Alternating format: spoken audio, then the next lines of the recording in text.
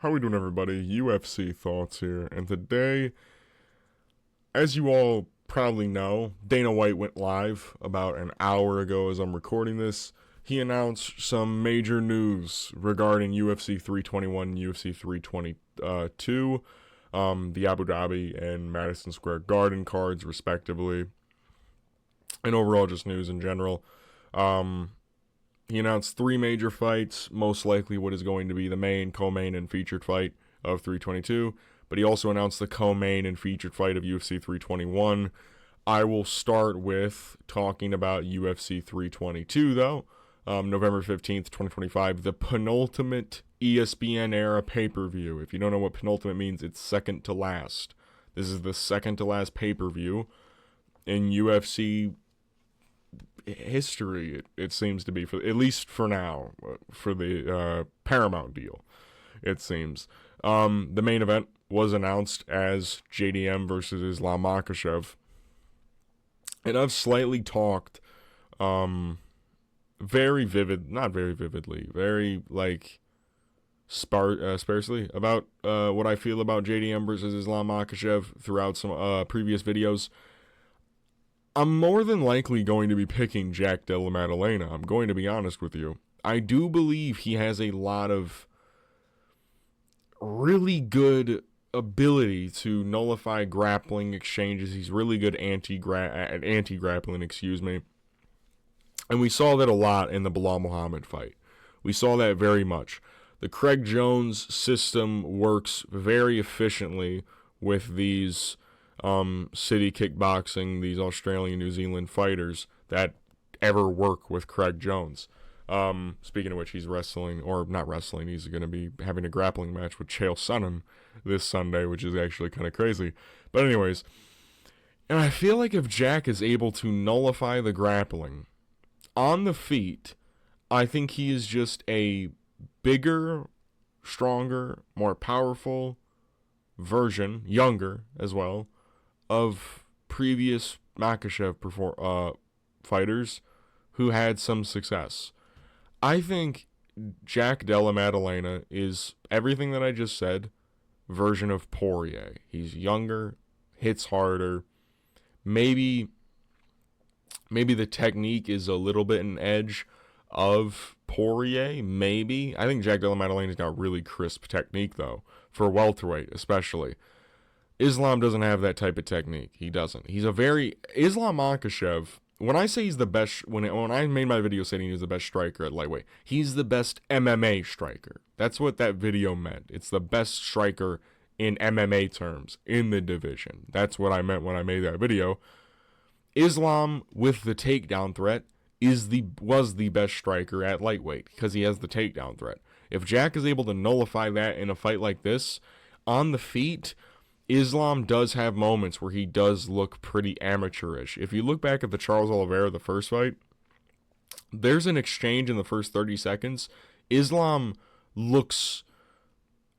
I can't say that word on YouTube. He looks like addle-minded, if you will, throwing his punches. And there are moments where he gets tagged on the feet by Poirier in round 5, round 4. He's getting cut open pretty easily. And that's another thing. Islam does show a lot of damage when people land clean on him. That's just something. He does show a lot of visible damage at the end of the day. And I know lighter man's skill is going to persuade people to move closer to an Islam Makhachev pick. I clearly understand that. I think this is a very tough fight to predict. And I think Jack will more than likely be the underdog just based off of track record. People will only look at Jack as only having the Bilal win. Islam has such a legacy in the UFC and MMA as a whole. He's probably one of the top 5 best fighters of all time. And if he beats Jack Della Maddalena, there's not really an argument for him not to be at least in your top 3, in my opinion. If he beats Jack Della Maddalena and becomes a 2-division champion, Islam has to be in your top 3 of all time. He has to be. That's just like, if you don't have him in there, you're stupid, in my opinion. That's just like, personally me speaking, that's a pretty, I don't think that's a bad take at all. And there are chances where I think Islam will have a lot of opportunity if he is able to get Jack Della Maddalena even close to a sprawl position. If you look at the 5th round of Jack versus Bilal Muhammad, there's a moment where Bilal gets a hip throw near the end of the round, and Jack Dilla he posts up and gets to a sprawl position. That's a moment where Islam Makhachev, we've seen him have a lot of success with a Darce, of course. That's always going to be the problem with a guy. The same thing with Hamzat. You know what I mean? Is people forget a lot about front headlock positions. They forget about that. If Jack Della Maddalena ever ends up in a position like that, it's going to end with him more than likely getting finished. That it's a high finish position for Islam Makhachev. But I think Jack Della Maddalena is really good. I think he's really good, and it does have to be taken into account. Islam is not as young when he started his title reign. He was a champion since UFC 280. He's been champ for a very long time. Modern MMA terms, he has been. Modern MMA terms, he was probably the longest reigning champion. Modern MMA besides like Kamaru and Israel. Like, Islam was like another modern MMA guy where it's like, holy shit, he's been champ for a second. You know what I mean? 280 to 311. Or technically 317 is when he was stripped of his title. But that was back in October of 2022. You know what I mean? So I think he's turning 35 this year. He is getting older. He is moving up a weight class. And he has said he's struggled with gaining weight to get to the weight that he wants to be at, to then cut down to be full for welterweight. I don't know. I think it's just a weird matchup. Styles make fights, and Jack Della Maddalena has a very weird anti-grappler-esque style, and he's also really nasty on the feet. So, I don't know. I lean more towards a Jack Della Maddalena in a case of this. Another fight that was announced for UFC 322, the co-main event, WMMA fight, Valentina Shevchenko versus Zhang Weili. Very interesting fight. My early lean is going to more than likely be Zhang Weili. Just because I think that Valentina has just looked so subpar in her, like, I don't know if it's just been you guys, if it's just me or not. Dude, Valentina has looked so, like, mid. She's looked so unbelievably mid, in my opinion, in her recent couple of fights. The Manon Fior fight, I thought was pretty wishy-washy. I honestly think you could have given that fight to Manon Fior. I picked Valentina Shevchenko. That's not me being biased saying that. It was a very, very close fight. And I don't really think Manon Fior is like this crazy athlete. She doesn't have like Zhang is a better fighter than Manon Fior. It's just a size difference, because Manon is a big girl. I think Zhang Weili poses a lot of areas that Valentina is somewhat lacking in. I think that Valentina's striking has honestly, digressed a little bit. It's gotten a little bit worse over time. I don't know if that's just, another me opinion. It's like, who was I saying this about? Like, Corey Sandhagen, in my opinion. His striking is not as good as it used to be. He's kind of watered down his danger ability to focus more on, feigning at range, leg kicking at range, feigning a low kick, switching stances. I feel like Valentina Shevchenko, she's still very fast, don't get me wrong. I feel like her reaction time is starting to slow down, and I also feel like just on the feet, she isn't as dangerous as she used to be. As of recent, Valentina's been using a lot of grappling. A lot of grappling, man. A lot of her performances have relied on her getting the takedown. The Grasso 3 fight.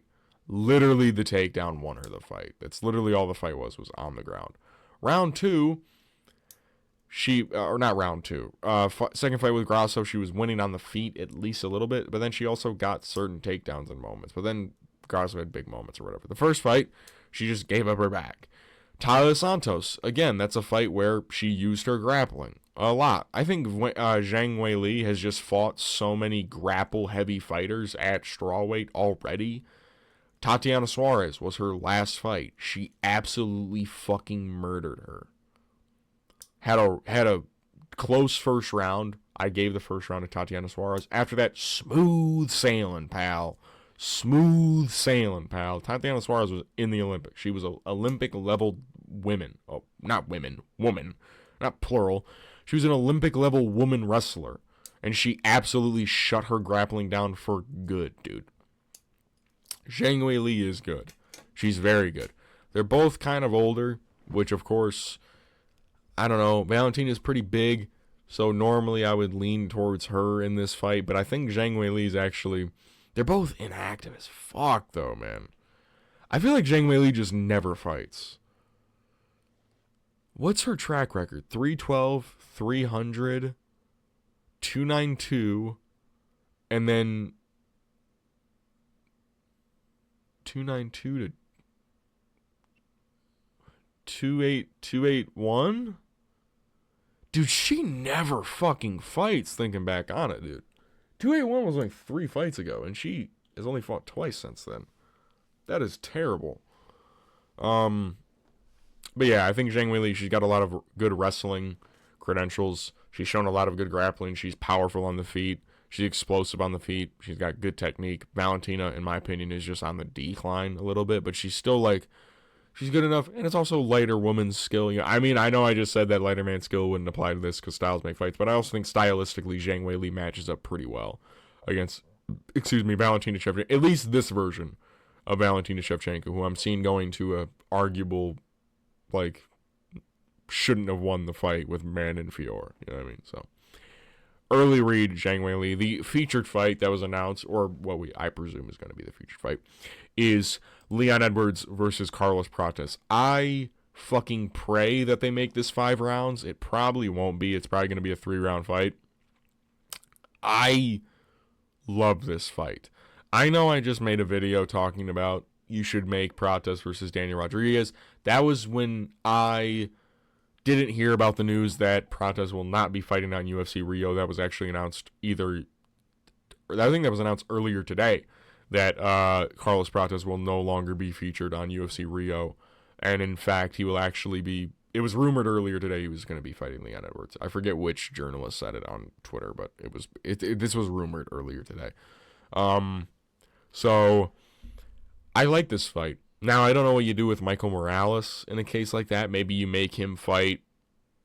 Maybe that opens up like a Shavkat fight, maybe, for Michael Morales. You know what I mean? Or a Sean Brady fight or something along those lines for Morales. But Leon Edwards, Carlos Prates, I love this fight. I think it makes, the call out from the spinning elbow, Leon Edwards. My early read is going to be Carlos Prates in a fight like this. I will say this, though. It can, that's the thing with Leon Edwards, though, man. I feel like every fight I'm like, if Leon does this, if Leon does that, but he never fucking does it. You know what I mean? I feel like I'm always coping when it comes with Leon Edwards, just because I feel like obligated to, just because he beat Kamaru. I'm like, dude, you beat Kamaru, you have to be somewhat fucking capable of beating guys in the division. I think mentally Leon Edwards is very fragile at this point, especially after that Sean Brady fight. Especially after, I don't know where he's at now. His brother's won 2 fights in a row, so he was pretty geeked after Fabian knocked out that Rosta guy or whatever. Personally, though, he looked very mentally fragile against Sean Brady. And this is going to be a fight, to be fair, where the takedown threat is not going to be there from a Carlos Prates. Carlos is going to look to strike with him. So Leon is going to be able to just try and flow as much as possible on the feet, try and set up traps, try and paw at the lead hands, set up his kicks. Leon Edwards can very easily win this fight if he does a lot of what Ian Gary did, which is use a lot of kicks, kick the arms, kick the body, throw a lot of kicks, make Carlos Prates scared to approach you. Make him nervous to approach you by kicking his backside or kicking his front arm, kicking the leg, kicking the body, bringing the leg up so much that Carlos Prates is worried to move in case of getting caught on the head with a fucking kick coming in. You know what I mean? That's something that Ian Gary did very well. Manage distance very well. I know that's hard because Carlos Prates is a very lanky kind of guy. Leon can very easily do that. It's just one of the things of, will he? Is the question with Leon Edwards at this point. Will he do that? I said the same thing when he fought Sean Brady. I picked him to beat Sean Brady. I said the same thing when he fought Bilal Muhammad. I picked him to beat Bilal Muhammad. It's always, he can do this. He can. It's just a case of, will he? The things I'm bringing up that Leon Edwards could do, he seemingly hasn't done since maybe Bilal Muhammad won in the Apex.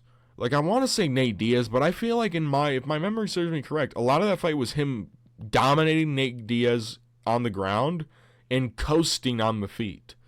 From what I remember, a lot of that was him coasting on the feet and then dominating him with, like, clinch throws and dominating him on the ground. And that's another thing. Edwards could ultimately lean to a clinch-heavy fight or a grapple-heavy fight, try to clinch Prates, try and wear on the arms, wear on the, just the overall endurance, kind of hold him against the fence, kind of do this, that. I think if Prates lands one good thing on him, though, Edwards might just short circuit. I'm going to be honest with you. I think Carlos hits really fucking hard. I think he does. And Leon Edwards, especially as of recently, just doesn't seem to be a front foot fighter anymore. It seems, in my opinion, he is very willing to be on the back foot. And that is something you just absolutely cannot be against Carlos Prates unless you're doing what Ian Gary was doing. And even then, Ian Gary was on the front foot for a decent amount of time until round 3, until the end of round 3, midway through round 4, kind of hit. Round 3, he started at the end of the round. He started to, like, I think he actually got a takedown at the other. I think I'm more thinking about the midway of round 4. He started backing up a bit more. It's like, you can't win backing up, just giving up this much space. Carlos, because Carlos is a guy that will just take it. He will just take up all that space and land big shots on you. And Leon has always been kind of suspect when it comes to the chin department. Nate Diaz hurting him bad, Brian Barberena dropping him, like Bilal Muhammad hurting him, wobbling him with an uppercut. You know what I mean? It's just like the little things like that. What would a Carlos Prates left straight punch do? What would a left hook from Carlos do? You know what I mean? Like, I'm seeing him flatline Jeff Neal. I'm seeing him flatline Neil Magny. I know these are kind of wishy-washy names. You know what I mean? And he sets it up so beautifully. That's the thing. It's not like Carlos Prates is a moron who just hits hard. He sets it up very well. That's another thing. It's like the Ilya Taporia thing. Usually when guys have a lot of power like that, their technique isn't as good, and they're just kind of swinging bombs. Carlos is a technical striker. He's actually very talented on the feet, and he also hits really hard. That's another thing. It's going to be a strikers matchup unless Leon Edwards makes it not, or makes it not such. You know what I mean? Like, who's going to grapple in this fight? It's going to be Leon. If there is going to be a grappling exchange, it will be Leon Edwards in this fight. I think Carlos might knock him out. I think that could end up becoming a reality. Leon has just looked so unwilling to go forward. Even when he knows he's down. That's the thing. Even when he knows he's down, he refuses to try. That's the thing. He mentally breaks so fucking easily against a guy like Prates, who is so in your face. He's got this presence about him in the cage. He's doing all this, this hyperbole shit. You know what I mean? He's fucking onomatopoeing at you. No, that's John Silva. John Silva's the onomatopoeia. But he's just doing all this extracurricular shit. And then, boom, left hand down the pipe. Now you're hurt. Now you're going to shoot a shitty takedown. And Carlos Prates showed a really good takedown defense against Ian Gary. So, if Leon shows up, which again, that's a big if Leon shows up, he can definitely beat Carlos. From what I've seen as of recent, I'm not picking Leon Edwards. I can't in a fight like this. I just can't. I can't do it. Carlos is on such a big run. I know he's only on a 1-fight win streak. I know he just lost to Ian Gary this April. Ian Gary's pretty good. As much as I hate to say it, he's pretty fucking good. So, give me practice. Secondly, UFC 321 had two major fights, announced, the co-main and featured fight. Firstly, I forgot to animate them. I'll go over Jandiroba Dern first. I forgot to mention with the Zhang Weili fight, she is stripped of her title. So apparently what the UFC is doing now is there are no longer ever going to be double champs. You just move up. You vacate your title and move up and fight for the title. You're just the number one contender in your previous division, and you're fighting for the title in the other one. So this is it's either going to be Verna Jandiroba or Mackenzie Dern as the next champion at UFC in the strawweight division. Pardon me? What? I think Jandiroba is probably going to win. I lean towards Jandiroba. I know Dern won the first fight, and I haven't watched the first fight in a very long. I probably haven't watched it since it happened. Honestly, I think Jandiroba's leveled up quite a bit, and she's actually looked pretty fucking good in her last couple performances, subbing Amanda Lemos, something Dern didn't do, something Dern never seems to do anymore outside of Amanda Hebos is getting submissions. She never seems to get them ever anymore. I don't know what it is. Jandiroba also completely dominated Yan Xiaonan, another fighter who beat Mackenzie Dern. Fucking, what are we doing? Huh? What's up with that? Another fighter that absolutely mogged Mackenzie Dern. Jandiroba looks pretty good. She does. She's old, she's boring, but she looks good. It's just the fact of the matter. It could turn into a stand-up fight, I guess. I doubt that, though. I feel like if Jandiroba goes for a takedown, Mackenzie will pull guard, or Jandiroba will pull guard. I think Jandiroba just works better. Her jiu-jitsu works better in MMA. I feel like Mackenzie Dern has better jiu-jitsu in a actual BJJ setting. MMA, when it comes to BJJ in MMA, I feel like Jandiroba does it better. I don't know why. I feel like I've just seen her do it against better comp and win more using it. You know what I mean? So, yeah, Jandiroba's kind of on a hot streak. You know, she beat Lupita Godinez, who just styled on Jessica Andrade.